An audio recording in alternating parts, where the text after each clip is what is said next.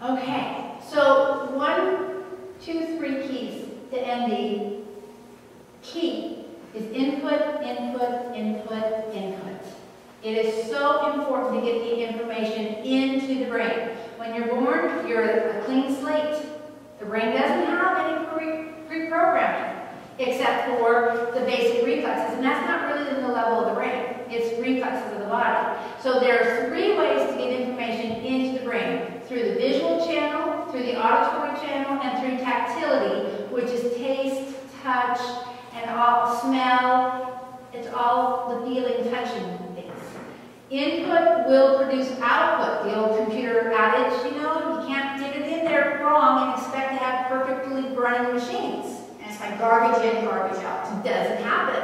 So it's the same with the brain. It's the most magnificent computer that's ever been designed or created. So then you get the input into the brain, then you have 3 areas of output: mobility, language, and manual.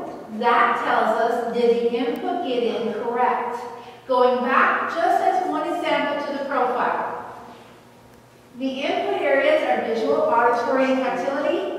The output areas are gross motor, expressive language, and fine motor. Quite often our little children, especially the ones with a Down syndrome label, but other children too, come in and they're given an apraxia label. And they're said to be apraxic because they're not speaking. And they're 2 years old, 3 years old, 4 years old, and they should be talking.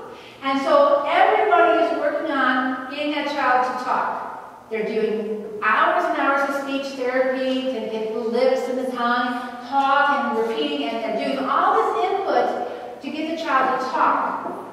They're working on the output end.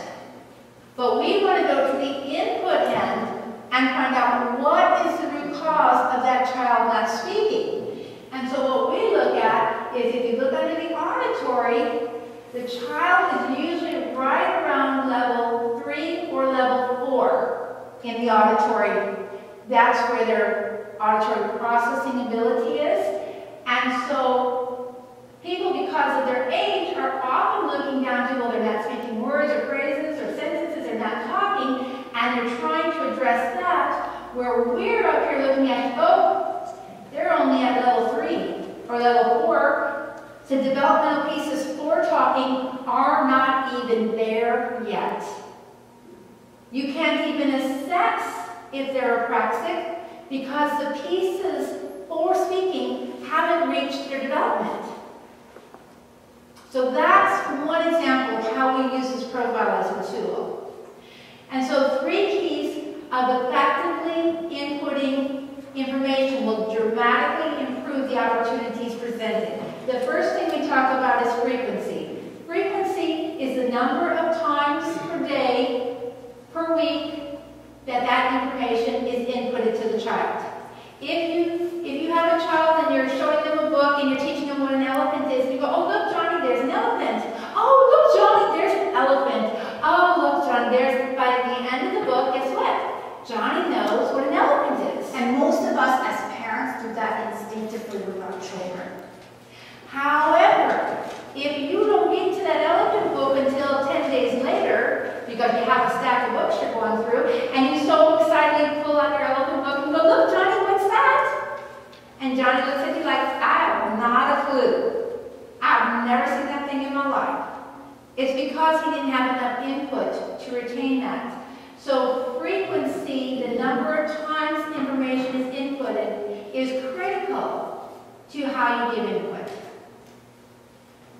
Intensity is extremely important. How strong is the interaction? If I stood up here and I talked to you all like this, and I told you about all the stuff that we were doing and how excited we were and what a passion this was for you, I most likely would put most of you to sleep. However, I tend to put intensity in my voice, one, because I do have a passion for this. It changed our son's life, and by golly, I'm going to be around to help as many families, as many parents, help their children be the best of who they can be as I can. And so intensity is extraordinarily important. You are better off doing 2 minutes or 3 minutes or 4 minutes of high intensity with your child than dragging them through an hour or a half hour. And that includes typical kids. You're better off doing 5 minutes of math than a half an hour of math. Because after 5 to 10 minutes, the intensity falls to nothing and you're dragging them through and they learn how to make careless errors. Now when I homeschooled my middle son, I love history. My poor children. They were dumped on with history because I love history. And my middle son did not happen to care for history. And one day I was pulling my hair out and I was bemoaning to my husband, he can't memorize a thing. He cannot memorize a fact, a place. He has no memory. I was just fit to be tied.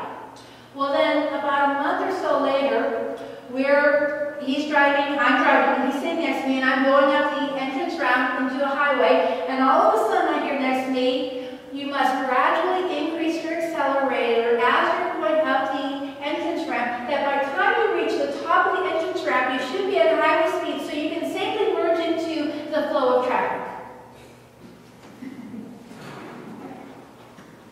I didn't say anything.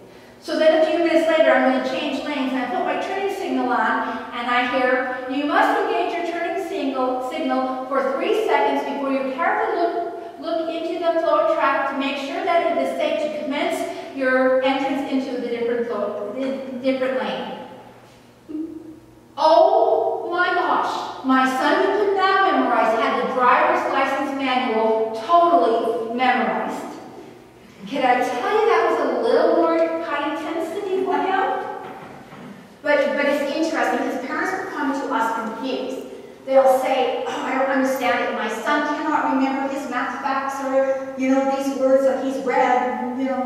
It's so frustrating. I go over it day after day. But yet, he remembers what happened or like the driving down and stuff like that. Every person perceives things at a different interest level. Whatever your interest is, you will remember that better. Our goal is to have what we call good long-term memory for basically everything. The best way that you can make it interesting or intense when you're doing a program with your child is to have fun with your child. Be excited with him. Praise him. Lots of rewards. Keep it very positive.